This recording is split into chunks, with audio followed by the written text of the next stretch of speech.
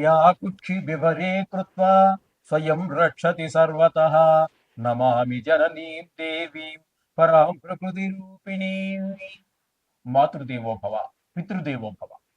నేను మీ డాక్టర్ శ్రీధర్. నా నెంబర్ 9295909819. ఇప్పుడు మనము పరాభవ నామ సంవత్సరంలో గోచార ఫలితాలు ద్వాదశ రాశుల వారికి ఏ విధంగా ఉంటాయి అనేటటువంటి విషయాన్ని మనం తెలుసుకునేటటువంటి ప్రయత్నం చేద్దాము. ఇది పూర్తి సశాస్త్రీయంగా, ఇందులో నా కల్పనలు కానీ నా భావాలు కానీ ఏమీ చూపించడం జరగదు. కేవలము సశాస్త్రీయంగా మాత్రమే చెప్పడం జరుగుతుంది. ప్రథమంగా మేషరాశి వారికి ఈ సంవత్సరంలో ఏ విధంగా ఉంటుంది, పరాభవనామ సంవత్సరంలో ఏ విధంగా ఉండబోతుంది అనే విషయం తెలుసుకుందాం. ఇక్కడ మేషరాశి వారికి అనేటప్పటికీ ఏ నక్షత్రాల వారు దీనిలోకి వస్తారు అనేది మొదటగా తెలుసుకుందాము. అశ్విని 1, 2, 3, 4 పాదాలు, భరణి 1, 2, 3, 4 పాదాలు, కృతిక 1వ పాదం. ఈ అంటే ఒక నక్షత్రానికి 4 పాదాలు ఉంటాయి. అవన్నీ మీకు ఎదురు చాలాసార్లు మీరు చెప్పడం జరిగింది, మీకు తెలుసు అవన్నీ. కానీ ఇవన్నీ ఒక్కసారి పునశ్చరణం చేసుకుందాము.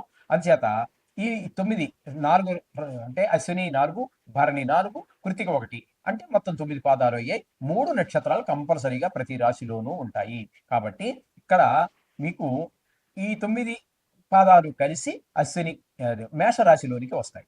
ఈ మేషరాశి వారికి గోచార ఫలితాలు ఏ విధంగా ఉన్నాయి అనేటటువంటిది సశాస్త్రీయమైన పద్ధతిలో మనం తెలుసుకునేటటువంటి ప్రయత్నం చేద్దాము. ఇక్కడ వీరికి ఆదాయం కొత్త సంవత్సరంలో ఎలా ఉంటుంది, నా ఆదాయ వ్యయాలు అనేటువంటి ప్రతి వారికి ఆకాంక్ష కదని తెలుసుకోవాలనేట్టు కోరికే కదా. కాబట్టి వీరు ఆదాయం 11, వ్యయం 5. అంటే వ్యయం అంటే ఖర్చు 5. అలాగే గౌరవం 2, అవమానం 4. ఈ ఆదాయ వ్యయాలు తెలుసుకుని ఏం చేస్తావయ్యా, తెలుసుకుందాం, బాగానే ఉంది, నేను చెప్పాను, మీరు విన్నారు. దీనికి ఏంటి తెలుసుకుని ఏం చేయబోతున్నారు మీరు అన్నప్పుడే ఇక్కడ ఆదాయం ఎక్కువగానే ఉంది కాబట్టి, వ్యయం 5 ఉంది కాబట్టి, 11 ఆదాయం కాబట్టి, ఆదాయం ఎక్కువ ఉంది కాబట్టి కొంచెం జలసాగా చేయవచ్చు. ఇంక జలసాలా చేయటం అనే ఒకటేనా పరమావధి? అంచేత అది కాదండి పరమావధి. మీకు ఏంటంటే ధనాన్ని నిల్వ చేసుకోవచ్చు, లేదా ఒక ప్రాపర్టీ కొనవచ్చు. ధనాన్ని ఆదాయం చేసుకోవటం వల్ల, లగ్జరీ ఖర్చు పెట్టకుండా ఆ విధంగా చేయటం వల్ల మనం ఏదైనా ప్రాపర్టీ నిలబెట్టుకోవడానికి డబ్బులకి ఖర్చు ఇబ్బంది లేనటువంటి పరిస్థితి అంతా ఉంటుంది. కాబట్టి ఆ విధంగా మీరు చేసుకోవచ్చు. అలాగే రాజపూజ్య అవమానాలు, రాజపూజ్యం 2 ఉంది, అవమానం 4 ఉంది. అటువంటిప్పుడు ఏం చేయాలి? అవమానం ఎక్కడ వస్తుందండి? అప్పులు చేసి సరైన సమయంలో ఇవ్వకపోతేనో, లేకపోతే కనుక రూడ్గా అంటే కొంచెం కఠినంగా మాట్లాడడం ద్వారానే అవమానాలు పెరుగుతూ ఉంటాయి. కాబట్టి నోరుని కొంచెం అదుపులో పెట్టుకోవడం అనేటటువంటి సూచిస్తుంది. అది గమనించుకోవాలి మీరు. అయితే ఈ సంవత్సరంలో ఈ మేషరాశి వారికి గ్రహగతులు ఏ విధంగా ఉన్నాయని చూసినట్టయితే, ఈ రాశి వారికి గురువు 31వ తారీఖు 5వ నెల 2026 వరకు మిథున రాశిలో సంచారం చేస్తూ ఉన్నారు. తదుపరి ఆయన మిథున రాశిని వదిలి సంక్రమణం చెంది అక్కడ కర్కాటక రాశిలోకి ప్రవేశిస్తూ ఉన్నారు. అక్కడ 31వ తారీఖు 10వ నెల 2026 వరకు మనకి ఇక్కడ కర్కాటకంలో ఉందన్నారు. తదుపరి సింహరాశిలోనికి వెళ్ళి, అంటే అతిచారం అనుకోండి, అక్కడ వెళ్ళి అక్కడ కొద్ది రోజులు అక్కడే మళ్ళీ వక్రగతి చెంది మరలా కర్కాటకంలో రావడం జరుగుతుంది. అంటే గురువు ఈ ఈ పరాభవ నామ సంవత్సరంలో 3 రాశుల్లో సంచారం వెనక్కి ముందుకి వెనక్కి అన్నట్టుగా జరుగుతూ ఉంటుంది. ఈ విధమైనటువంటి గ్రహచారం ఒక విచిత్రమైనటువంటి ఫలితాలు మనకి అందజేస్తూ ఉంటారు గురువు. ఇకపోతే శని భగవానుడి సంవత్సరం అంతా కూడా మీన రాశిలోనే ఉన్నారు, ఎక్కడికి కదలరాయన. కాబట్టి వీరికి మేష రాశి వారికి ఏలినాటి శని వ్యయ స్థానంలో జరుగుతుంది. 3 స్థానాల్లో ఏలినాటి శని అనేది జరుగుతుంది. 3 రకాలైనటువంటి ఫలితాలు ఉంటాయి. వ్యయ స్థానంలో ఉన్నప్పుడు ఒక రకమైన ఫలితాలు, జన్మంలోకి వచ్చినప్పుడు ఒక రకమైన ఫలితాలు, ద్వితీయ స్థానంలోకి వచ్చినప్పుడు ఒక రకమైన ఫలితాలు ఉంటాయి. అందుచేత ఇప్పుడు మీకు చెప్పవచ్చేది ఏంటంటే, ఈ శని భగవానుడు ఈ స్థానంలోనే ఈ సంవత్సరం అంతా ఉండబోతున్నారు అంటే.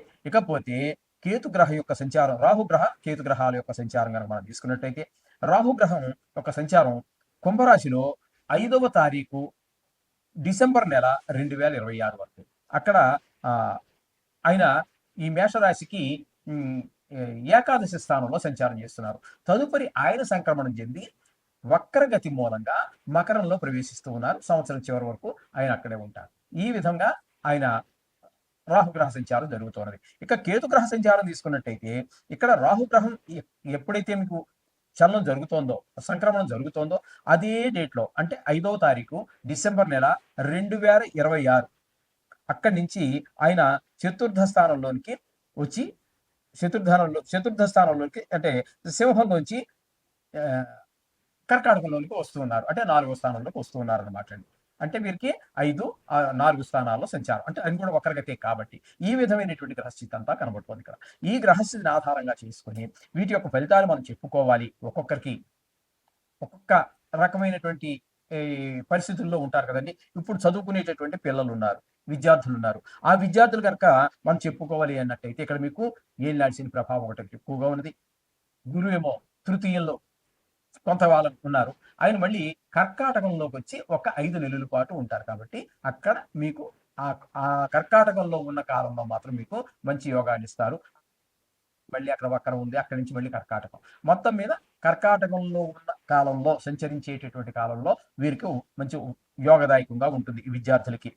అదే విధంగా ఇక 5వ స్థానంలో కేతుగ్రహ సంచారం సంతానం మీద చెడు ప్రభావం చూపిస్తుంది. 4వ స్థానంలోకి వచ్చిన తర్వాత అంటే మకర సంక్రమణం చెంది ఆయన 4వ స్థానంలో ప్రవేశిస్తారు వక్రగతి ద్వారా.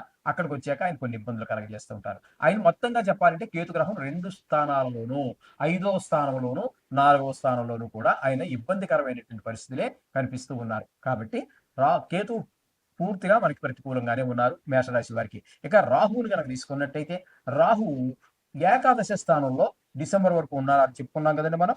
అక్కడ ఆ డిసెంబర్లో 5వ తారీఖు డిసెంబర్ నెల వరకు ఆయన యోగదాయకంగానే ఉంటారు. ఏకాదశ స్థానంలో ఉన్నారు కాబట్టి తదుపరి దశమ స్థానంలో ప్రవేశించాక వృత్తిపరమైనటువంటి ఇబ్బందులని ఆయన కలుగజేస్తుంటారు. ఇది ఈ విధంగా మనకి విద్యార్థులకి మొత్తం మీద విద్యార్థులు మనం చెప్పాలి అంటే పాస్ అవ్వడం కష్టము, ర్యాంకులు రావడం అనేవి రావు.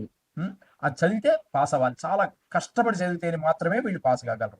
ఇక ఉద్యోగస్తుల విషయానికి మనం వచ్చినట్టయితే వీళ్ళు చాలా జాగ్రత్తగా ఉండవలసినటువంటి సమయం. ఎక్కువగా శ్రమకి పడవలసి వస్తుంది. నిరుద్యోగులకు ఉద్యోగ అవకాశాలు చాలా తక్కువగా ఉన్నాయి. నిరుద్యోగంలో ఉన్నటువంటి వారికి ఉద్యోగ అవకాశాలు చాలా తక్కువగా ఉంటాయి. ఇక వ్యవసాయదారుల విషయానికి వచ్చినట్టయితే వీరికి పంట చేతికి వచ్చే టైంకి నష్టపోవడం జరుగుతూ ఉంటుంది. అంటే బాగా పండిపోయింది, ఇంక కొద్ది రోజుల్లో మనం కోసేద్దాం అనుకునేటప్పుడు వరదలో ఏవో రావడం, కొట్టుకుపోవటము, లేకపోతే చీడపీడలు పట్టడము ఇట్లాంటివన్నీ జరిగి మొత్తం మీద వీళ్ళకి కొంచెం ఆదాయం తగ్గేటటువంటి అవకాశం ఉంటుంది. ధనాదాయం తగ్గిపోతుంది. రుణభారం పెరిగిపోతూ ఉంటుంది. మరి ఏంటంటే దానికి పెట్టుబడి పెట్టాలి కదండి. అది బ్యాంకు ద్వారానో ప్రైవేట్ వ్యక్తుల దగ్గర తీసుకోవాల్సి ఉంటుంది. అవి పంట ఎప్పుడైతే చేతికి రాలేదో రుణం పెరిగిపోతూ ఉంటుంది. ఈ విధమైనటువంటి ఇబ్బందులన్నీ వ్యవసాయదారులకు ఉన్నాయి. ఇక వ్యాపారస్తులు చెప్పుకోవాలంటే వీళ్ళకి పెట్టుబడులు ఎక్కువైపోతూ ఉంటాయి. క్రయ విక్రయాలు కలిసి రావండి. ఇనుము, యంత్ర సంబంధమైనటువంటి విషయాల్లో గృహోపకరణాలు, రియల్ ఎస్టేట్లు, వ్యాపారులు వీళ్ళందరికీ కూడా ఆశించినటువంటి ఫలితం అయితే రాదు. ఈ విధమైనటువంటి ఫలితాలన్నీ కూడా ఇక్కడ మనకి వ్యాపారస్తుల గురించి మనం చెప్పుకోవాల్సి ఉన్నది. ఇకపోతే క్రీడాకారులు అంటే క్రికెట్ కావచ్చు, రకరకాల క్రీడలు ఉన్నాయి కదండి. క్రికెట్ అనేది మధ్యలో వచ్చినటువంటి మనకి అనేక రకాల క్రీడలు ఉండే మొదటి నుంచి. మనకి కబడ్డీ అని, చదరంగం అని, అట్లా మనకి ఖో అని, బ్యాడ్మింటన్, షటిల్, ఫుట్బాలు, వాలీబాలు అనేక రకాల క్రీడలు ఉన్నాయి. అవన్నీ కూడా ఈ క్రికెట్ మహత్యం అని అవన్నీ మరుగున పడిపోయాయి. అటువంటి క్రీడాకారులకి ఇక టీవీ రంగంలో ఉన్నటువంటి వారికి నటీనటులు అంటే టీవీ రంగం, సినీ రంగం అంటే నటీనటులు, సాంకేతిక వీళ్ళు ఉన్నారు కదండి స్టాఫ్, వాళ్ళందరికీ కూడా తగినంత గుర్తింపు ఉండదు, తగిన ఆదాయము కూడా ఉండదు.